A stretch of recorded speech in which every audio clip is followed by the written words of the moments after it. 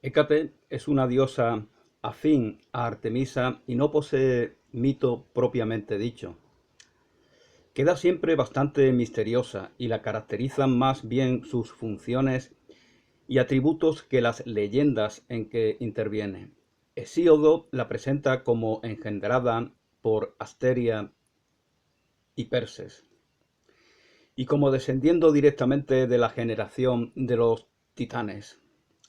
Es pues independiente de las divinidades olímpicas, pero Zeus la ha mantenido y aun acrecentado sus antiguos privilegios. Extiende su benevolencia a todos los hombres. Su benevolencia extiende Hécate a todos los hombres, concediendo sus favores que le piden, concediendo los favores que le piden. Otorga principalmente la prosperidad material. Material, ya hablaba en los vídeos que hice sobre las obras de María Zambrano, que materia y madre y mater tienen la misma etimología. Se refiere, por lo tanto, a la materia propia de, de la madre tierra, de Gea, algo que está vivo, no a la materia inanimada. El don de la elocuencia también nos concede Hécate. En las asambleas políticas, la victoria en las batallas y en los juegos, procura abundante pesca a la gente del mar y hace prosperar o menguar el ganado a voluntad. Sus prerrogativas se extienden a todos los dominios, contrariamente a como ocurre en general con las divinidades. Es invocada particularmente como diosa nutricia de la juventud, con igual título que Artemisa y Apolo. Tales son las características de Hécate en la época antigua. Poco a poco la diosa ha sufrido una especialización en un sentido diferente. Se la considera como la divinidad que preside la magia y los hechizos. Está ligada al mundo de las sombras, se aparece a los magos y a las brujas, con una antorcha en la mano o en forma de distintos animales, yegua, perra, loba. Le es atribuida la invención de la hechicería. Finalmente se ha visto introducida por la leyenda en la familia de los magos más reconocidos. Hécate como maga preside las encrucijadas. En esos tiempos de tanta vida nómada y de tanto ajetreo de un lado para otro, pues las encrucijadas tenían una función primordial, ¿no? No había estas carreteras de asfalto que han destruido el paisaje, que han destrozado la oreografía por completo. Eso no existía y por lo tanto era muy importante, ¿no?, tener los ojos bien abiertos para no perderse por los caminos y encomendarse, por ejemplo, a Hécate, especialmente en esas encrucijadas. Y esto evidentemente tiene un simbolismo con otro tipo de encrucijadas metafóricas que pudiéramos confrontar en la vida. Hécate como maga preside las encrucijadas, los lugares por excelencia de la magia. En ella se levanta su estatua en forma de una mujer de triple cuerpo o tricéfala o de 3 cabezas. Estas estatuas eran muy abundantes antiguamente en los campos y a su pie se depositaban ofrendas. Eso nos dice Pierre Grimal en el diccionario de mitología griega y romana, el famoso diccionario. Y voy a continuar comentando algunas cosas que nos dice Jules Michelet en su obra La Bruja. Muchas brujas perecieron por ser jóvenes y bellas, evidentemente. Eh, Amantes o aspirantes a su amor, varones que querían que pretendían ganarse su compañía, la compañía de estas mujeres jóvenes y bellas, pues a veces reaccionaban con rencor, con celos y difamaban a estas jóvenes mujeres. Esto, por ejemplo, tenemos el caso de Mariana Pineda, que sin ser nada parecido a una bruja, pues es igualmente difamada, ¿no? Según algunas biografías, pues es una mujer, Mariana Pineda, la granadina, sobre la cual escribió Lorca un drama. Pues parece ser que algún oficial era viuda, ella era viuda, una viuda acomodada, y algún oficial pretendía sus amores, fue rechazado y este oficial pues la difamó y ella finalmente pues fue ejecutada como, como conspiradora contra el orden político que en aquel momento era el régimen absolutista de Fernando VII.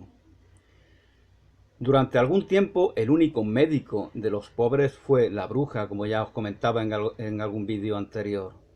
Es decir, esto recuerda un poco a los cristianos primitivos que cuentan algunas historias que ellos se ofrecían para sanar gratuitamente a los más necesitados, y esto irritaba a determinadas autoridades paganas, especialmente los médicos que le estaban boicoteando el negocio. Esto cuentan algunas biografías, pues las brujas hacían algo parecido. Al ofrecerse para servir a los pobres, la diferencia es que como a esos pobres no los médicos para ricos no los iba a servir de cualquier manera.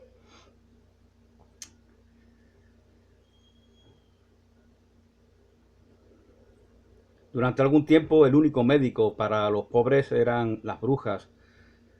Ay del que ríe, ay del que ríe. La risa ya como comentaba en algún vídeo, la risa se le atribuye a lo demoníaco. El mundo es algo serio, es algo triste, es un lugar en donde hemos caído del paraíso al cual pudiéramos haber estado predestinados debido al pecado de nuestro ancestro Adán y de nuestra ancestra Eva. Debido a ese pecado, pues estamos aquí en este mundo, en este infierno, en esta valle de lágrimas, y por lo tanto reírnos aquí daría noticia de que nos complace estar en él y que no aspiramos a retornar a ese paraíso que el Redentor, gracias a su sacrificio, nos facilitó. Entonces ya la risa, y lo paradójico es que en un mundo decadente efectivamente la carcajada grotesca, esto pasa hoy en día. Es un tiempo donde la sana alegría brilla por su ausencia en muchos entornos.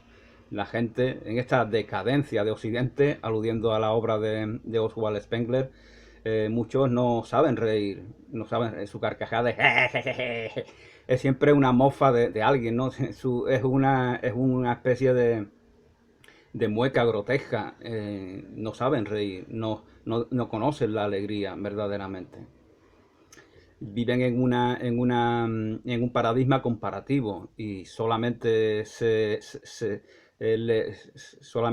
sienten contentos cuando son testigos de la desgracia de sus semejantes. De esta manera, inconscientemente, dan noticia del desprecio que por la especie humana, especialmente por sí mismos, sienten. Ay del que ríe, que es una concesión al demonio. El demonio tiene el monopolio de la risa, por lo tanto. Y la mujer, ya había dicho en alguna ocasión, la sonrisa es un aspecto femenino de la condición humana, con lo cual si es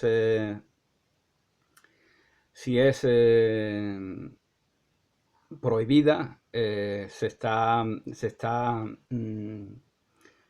combatiendo aspectos de esa feminidad.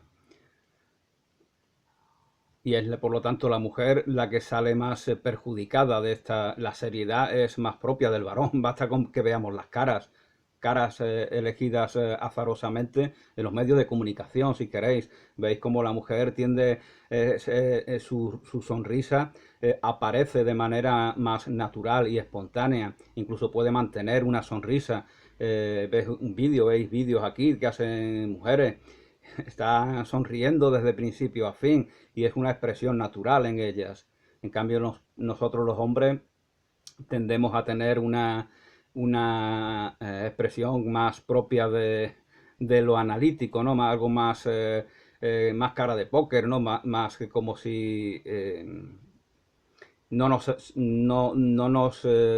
manera natural no nos sale esa expresión risueña como acontece con muchas mujeres. La farmacia de la bruja, la hija de Satán. El hijo es el médico. Ella, bueno, ya lo comentaba en algún vídeo anterior de cómo decía que la bruja, dice Jules Michelet, es la hermana mayor del médico, de los médicos de hoy en día. Y efectivamente, pues las brujas investigaban, trabajaban, trataban el mundo de las hierbas para poder sanar a aquellos a los cuales atendían. A veces es cierto, ¿no?, que se usaban remedios herbales con otro tipo de intención, ¿no? Más malévola.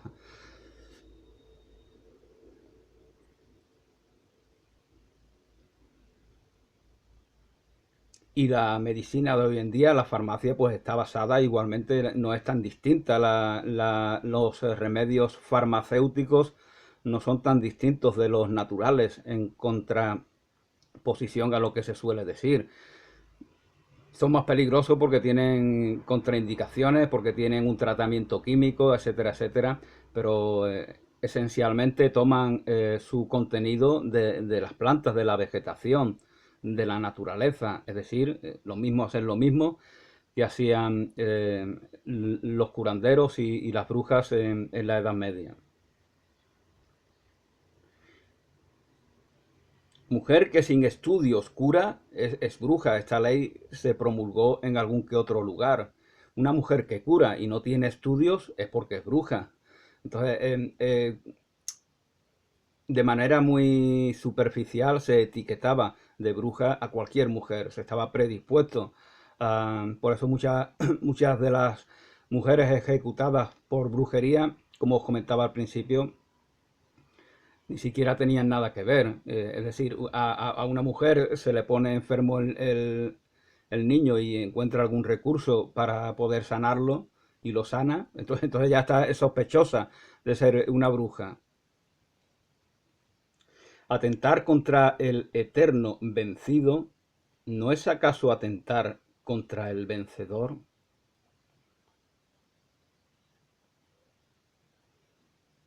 No sé de quién es esta cita que nos dice Jules Michelet, tal vez del propio Michelet. Atentar, ¿quién es el eterno vencido? El demonio, el ángel caído, ha sido derrotado.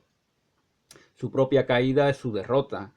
Y conforme al dogma cristiano, pues es derrotado definitivamente gracias a la redención que nos facilita Jesús en su muerte y resurrección.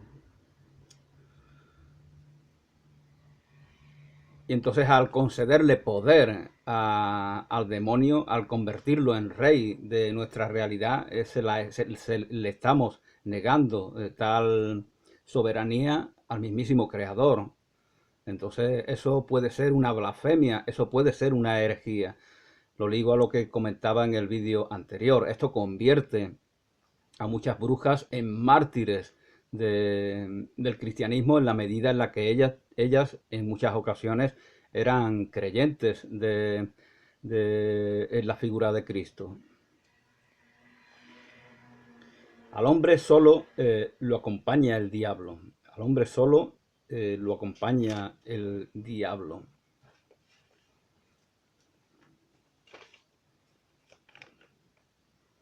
Es el celibato. Evidentemente la iglesia pues no pensaba así, ¿eh? Pero esto se corresponde con lo que se nos dice en la mismísima Biblia. No es bueno que el hombre esté solo. Se nos está incitando a tener compañía y sabemos a qué compañía se nos está refiriendo. Se nos está hablando de la mujer. No puede ser de otra manera. No es bueno que el hombre esté solo. El hombre solo puede, y de aquí viene la caza de brujas, la mente se degrada, la mente se obsesiona en una fijación autodestructiva, y para compensar ese remolino en el cual se ha metido esa mente, para compensar toda esa tragedia que no aparenta tener resolución, pues hay que proyectar la culpa contra alguien. ¿Contra quién? Pues contra el contrario. ¿Quién es el contrario? La mujer. La mujer, por lo tanto, es la hija del demonio, la hacedora de todos males. Si leéis el martillo de Cristo, nos habla de mujeres como si fueran, dice, fémina, viene de fe menor. La fémina es la que tiene menos fe, ¿no? La realidad que contemplamos nos habla exactamente de lo contrario, de que el común de las mujeres suelen tener mucho más fe, estoy hablando de temas espirituales, que el común de los hombres, ¿no? Pero cuando esa mente del hombre solitario se ha pervertido, pues ya ve un monstruo en su opuesto, en la persona del otro género, en la mujer. El campesino relaciona la inocencia del niño, debéis ser como niños, nos dice Jesús en los evangelios, con la inocencia de la naturaleza.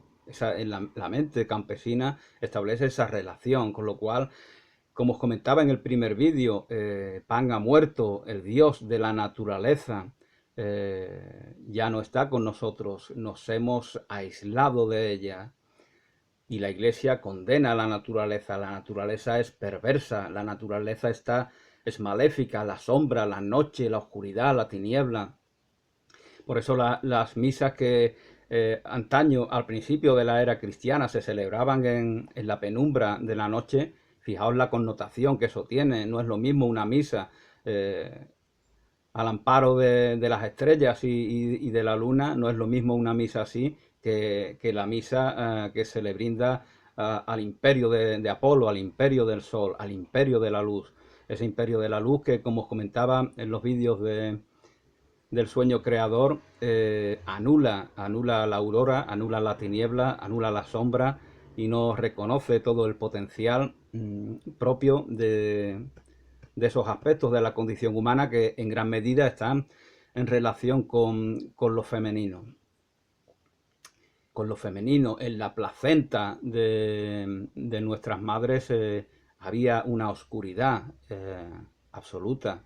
Sin embargo, parece ser que estábamos felices ahí, ¿no?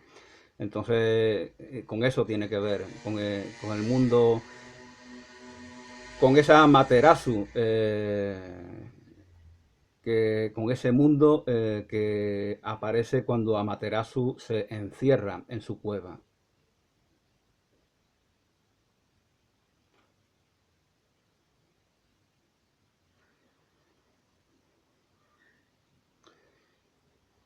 El campesino relacionaba la inocencia de los bebés con la inocencia de la naturaleza. Establecía este lazo, ¿no? Ya os comentaba de cómo no pensamos como piensan esos campesinos medievales, porque nuestras cárceles de hormigón, en nuestras cárceles de hormigón la naturaleza no está presente como lo estaba en esa realidad cotidiana en la cual vivían estos aldeanos y aldeanas.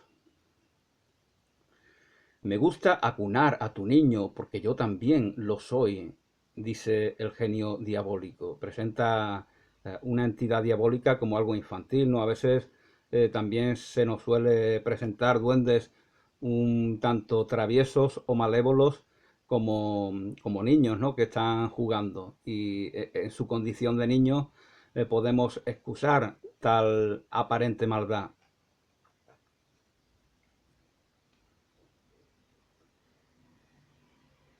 Y bueno, como os había comentado, está esa crueldad, entiende Michelet que es una crueldad cambiar la fiesta de los muertos que se celebraba en mitad de la primavera, a principios de mayo, cambiarla por esa que se celebra a principios de noviembre, que hoy llamamos Halloween. Ya es una fiesta que es sombría, es una fiesta del otoño, es una fiesta de la decadencia, porque el otoño es la decadencia de Occidente.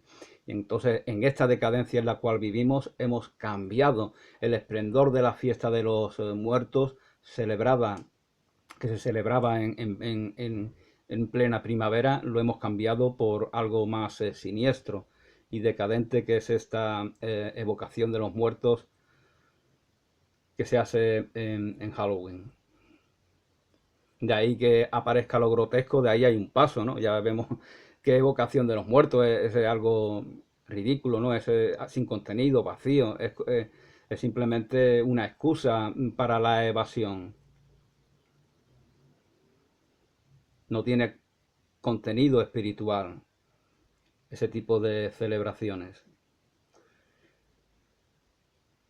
La invocación de los muertos, la evocación de los muertos está vedada en la iglesia. La iglesia quiere que los muertos estén muertos para siempre. Esto es todo lo contrario de determinadas religiones precristianas, en las cuales pues los manes, es decir, nuestros ancestros,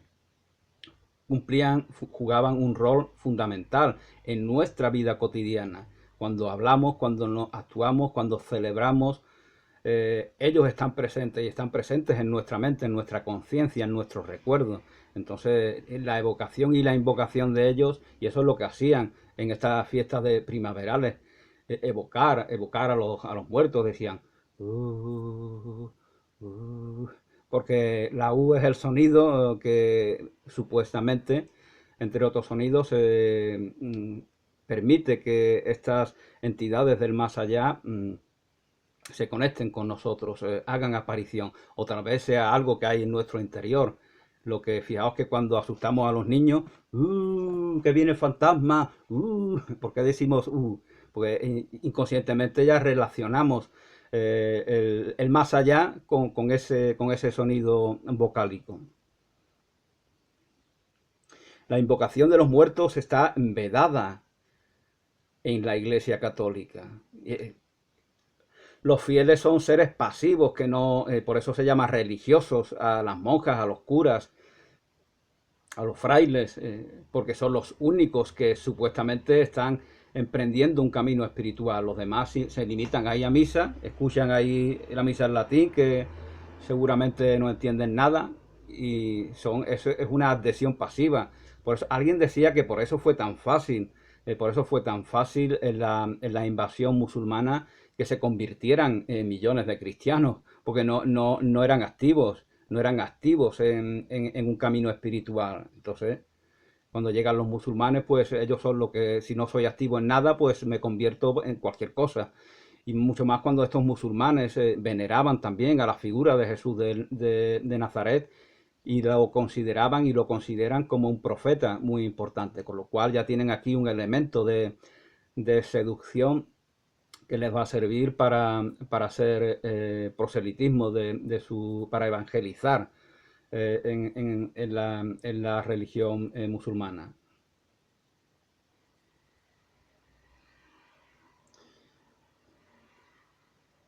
La evocación de los muertos está prohibida en la Iglesia. Hay que buscar otros caminos si echamos de menos algunos, si nos prohíben evocar a nuestros abuelos, a nuestros ancestros, a nuestros seres queridos que han fallecido, pero yo los siento aquí conmigo cada día, cada noche, sueño con ellos, veo su presencia, aunque no sea con mis sentidos, y la Iglesia me prohíbe referirme a ellos, pues yo voy a acudir a otro tipo de entornos, hechiceros, brujas, magos, eh, y eso es lo que van a hacer algunas mujeres, acudir a otro tipo de perspectiva y a otro tipo de alternativas que les permitan sentir cerca a esos seres queridos que han marchado al otro mundo. Que en épocas antiguas no era el otro mundo, es lo que os explicaba anteriormente. Esos manes no están en otro mundo, están aquí. Ellos se han convertido en dioses, en cierto sentido, y en su divinidad rigen nuestra vida cotidiana. Así eran los dioses de la proximidad, como decía el mismísimo Oswald Spengler. No solamente se refería a, a divinidades esenciales, sino también a esos ancestros que se han convertido en dioses cuando han desencarnado y siguen presentes en nuestra vida cotidiana.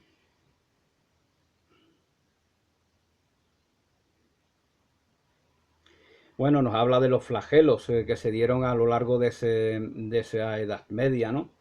La lepra, la epilepsia también y la sífilis, todo esto se entendía como algo diabólico muchas veces y a veces pues se quemaban a los enfermos que padecían estas enfermedades, sobre todo las que tenían que ver con demencias, con problemas mentales. Si Pan ha muerto, o que reine Baco o Príapo. Si Pan ha muerto, que reine Baco o Príapo. Príapo, vamos a ver quién era Príapo. Y con esto vamos a poner punto y aparte. De momento, Príapo. Príapo, el gran dios de la ciudad asiática de Lámsaco. Era considerado generalmente como hijo de Dionisio y Afrodita. Se les representaba en forma de un personaje itifálico, cuya misión era guardar las viñas y los jardines, particularmente los vergeles. Su atributo esencial tenía la virtud de desviar el mal de ojo. Su atributo tenía la virtud de desviar el mal de ojo y anular los maleficios de los envidiosos que trataban de perjudicar las cosechas. Además, como símbolo de fecundidad, Príapo era un buen ejemplo, por magia simpática para las plantas del recinto donde se encontraba. Como dios asiático como su padre Baco, Dionisios, y por su condición de dios de la fecundidad, Príapo fue incluido en el cortejo de Dionisio tanto más fácilmente cuanto que presentaba ciertas afinidades con Sileno y los sátiros. Además, como Sileno, Príapo era representado con frecuencia en compañía de un asno.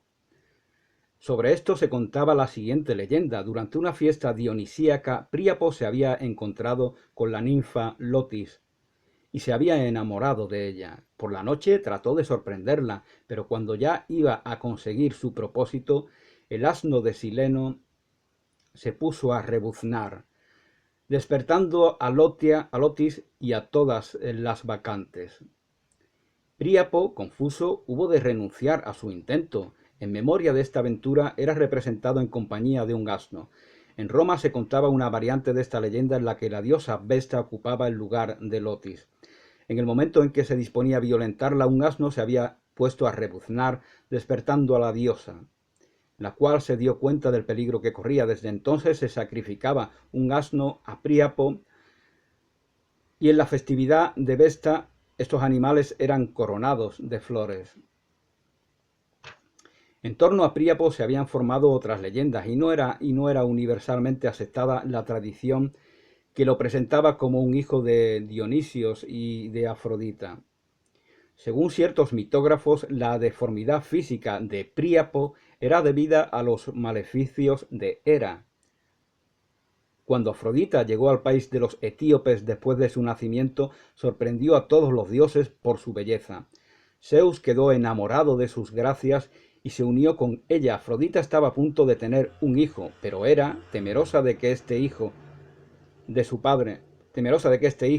si reunía la belleza de su madre y el poder de su padre, se convirtiese en un peligro para los olímpicos, y por otra parte celosa de los amores de su marido, como es habitual, tocó el vientre de Afrodita, de modo que el niño nació deforme. Al venir al mundo, Príapo tenía un miembro viril enorme, desmesurado. Al verlo, Afrodita temió que su hijo y también ella misma fuesen objeto de las burlas de los dioses, y lo abandonó en el monte. Lo descubrieron unos pastores, los cuales lo criaron y tributaron culto a su virilidad.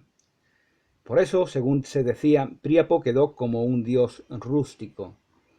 Otra tradición muy parecida presentaba a Príapo como un hijo de Afrodita y Adonis, y atribuía asimismo su deformidad a los maleficios de Hera. En la interpretación hebemerista de la leyenda de Príapo se decía que este era un ciudadano de Lampsaco, que desterrado de la ciudad por su deformidad, había sido acogido por los dioses. Después había confiado la guardia de los jardines. Según Diodoro, Príapo estaba relacionado con el mito de Osiris, la divinidad egipcia, el padre de Horus, el esposo de Isis.